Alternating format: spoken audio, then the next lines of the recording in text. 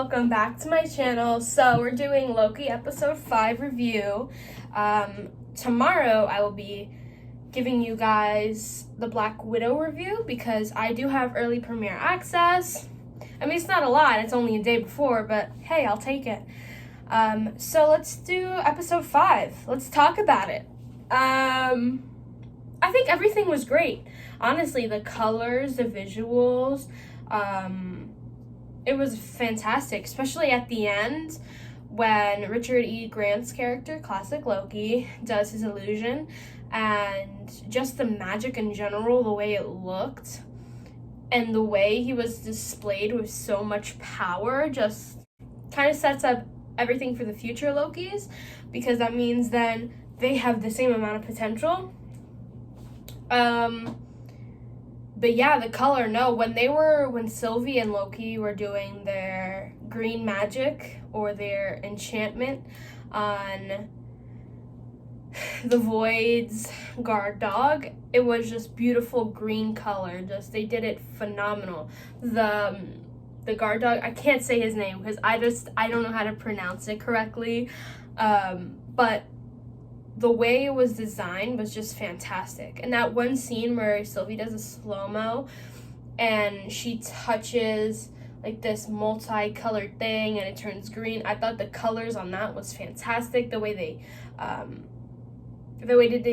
they did like flashes of what's beyond the void was fantastic. I thought that shot in general was great to set up what's going to happen, and it kind of reminds me of how many Easter eggs there are in this video, which is mind-blowing. We have the Thanos copter, we have Throg, we have his hammer, we have our President Loki from the comics, we have our Kid Loki, we have our boastful Loki and our classic Loki in his regular attire, which I love what Marvel's doing, by the way, with all of their classic outfits.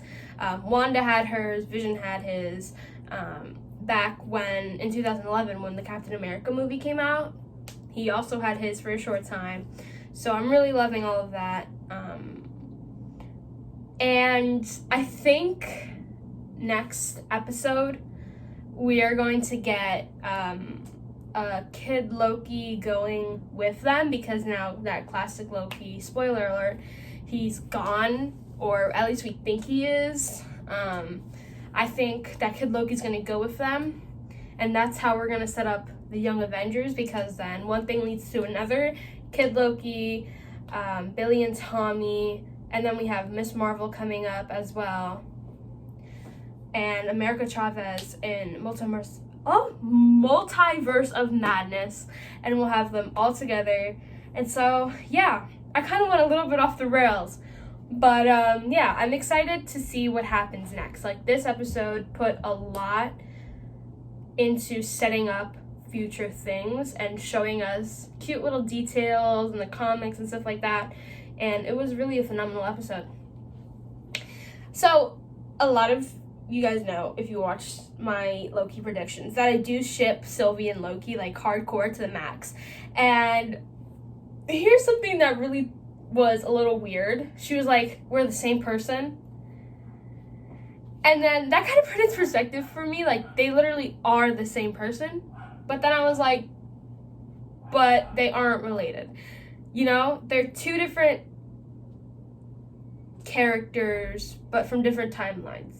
They're the same person, but from different timelines. Yeah, that's it.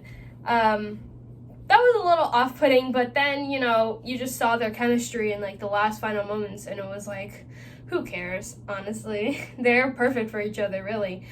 A cool little detail was, that I didn't find out until afterwards, was that when Loki puts the blanket around Sylvie, he's just trying to do that. Like, he's not really actually cold, but he just wants to put the blanket around her just to be, like, next to her, and it was really cute. I really liked that. I was upset that we didn't get a kiss from them, but hopefully it's coming up soon. And now, here's the thing. The last shot is of Loki ruling Asgard, or that's what we thought it was. So they already spoiled it. Since we haven't seen this shot yet, it's the last shot, and whoever is in the castle, it's probably gonna be King Loki, which is a little bit disappointing, but at the same time, not. A lot of people were thinking Kang. I was also kind of thinking Kang, but I was also on the train of thought of maybe it's Loki. But going into episode 6 now, I'm gonna have to say Kang is a possibility, sure, yes, but I don't think they would put him in a series like this just because he is such a big character and he's gonna be in a standalone film, not a series. So I don't think he would be in here a lot. So I think it's King Loki at the end of all time. And the reason he puts these Lokis aside or in his own void is because he doesn't want any competition. And that is my prediction on who is in the castle.